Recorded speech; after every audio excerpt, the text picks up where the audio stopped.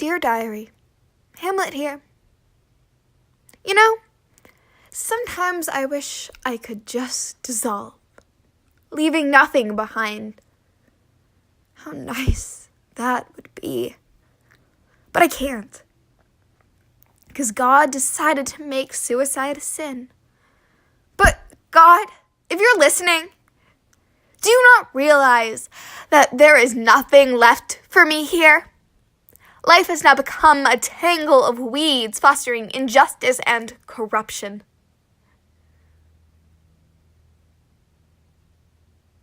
I never thought it would come to this. He's only been dead 2 months. And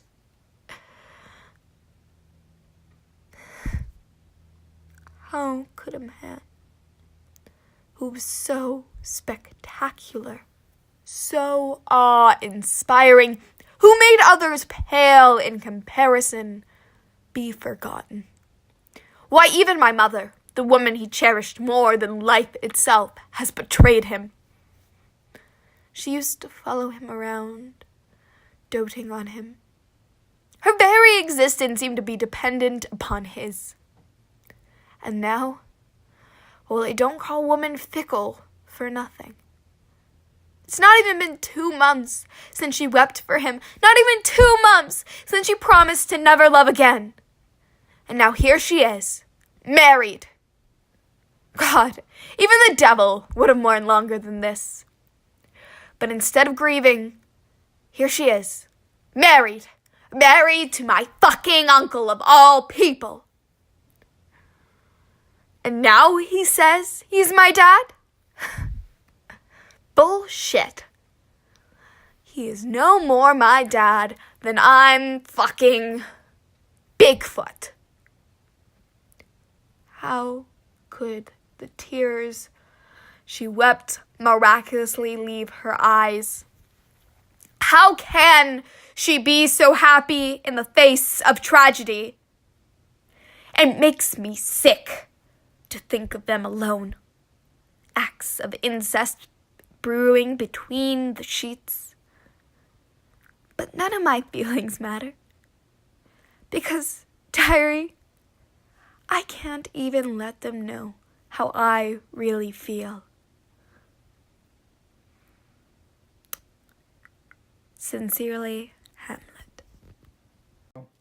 Hi, I'm the director of Hamlet, coming into theaters March 2019, and I'd like to discuss with you some of the director's choices we made for the sneak peek you just saw here, Hamlet's first soliloquy. So, the first choice we made was the lighting, which is a really important part of filmmaking. We made sure it was a dark lighting, very gloomy, very dreary, because that's how Hamlet's feeling right now.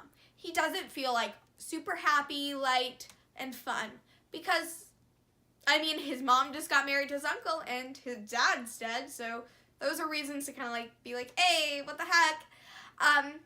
He also, in the scene, is contemplating suicide, so we thought the dark kind of lighting would make sense. The second choice we made was for Hamlet to wear all black. We think that's definitely very, very important because Hamlet's in mourning, and it even says it in the play that Hamlet is wearing a cloak of darkness, and so we made sure to have him in the black, which added to the gloomy mood.